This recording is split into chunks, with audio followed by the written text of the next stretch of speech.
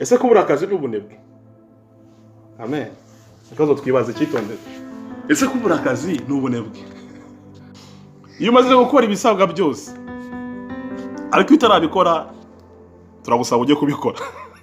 Ariko iyo umaze gukora ibisabwa byose ukoresheje umwete ariko ukabona nta kijya imbere, birashobora no kuba ari ikibanza kitari cyo. Twaza muracyumva? Please. Kwisanga uri mu mwanya utari. Cyangwa urashobora kuba ushaka gukora ibyo utahamagariwe.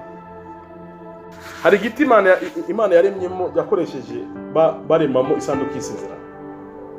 Icyo giti n'ahandi hantu cyari kwicare mu butayu. N'ibindi bintu byose bagiye bubakisha ihema ry'ibonaniro ry'ibiti. Cyari icyo giti cyitwa kashi. Iyo kivumbura ariko ubu butayu nta bantu bahari bankomera amashi, ubuse mbaye muri ubu buzima kwe.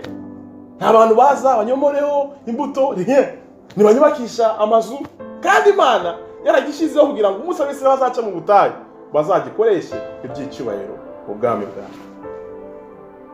Bivuga iki? Hari ikibanza, amen amen, uhamagariye kubamo utitaye ku bihe n'ibirimo gucama, ariko niba aricyo kibanza Imana gushakamo, icyo nicyo kizavamo icyubahiro cyawe ejo.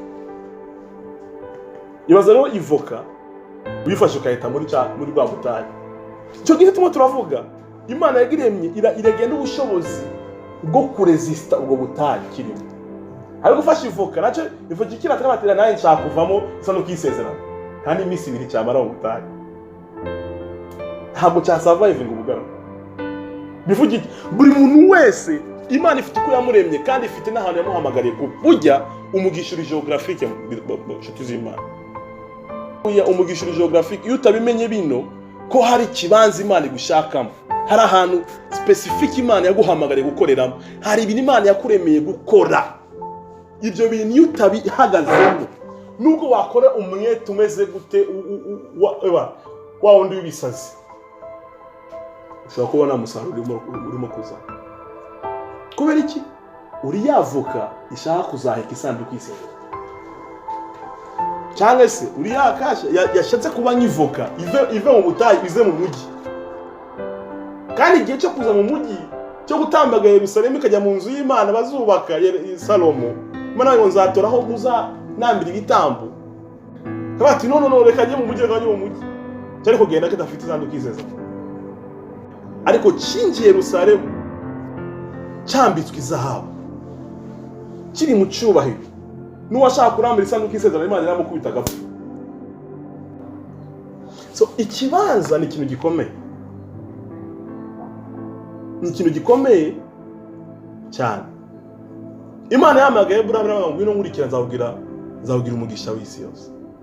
Abazakumaza bavuga ariko uzamwishyura. Ariko kugira ngo abigereho Imana yavuga ngo hari igihugu nzaguha.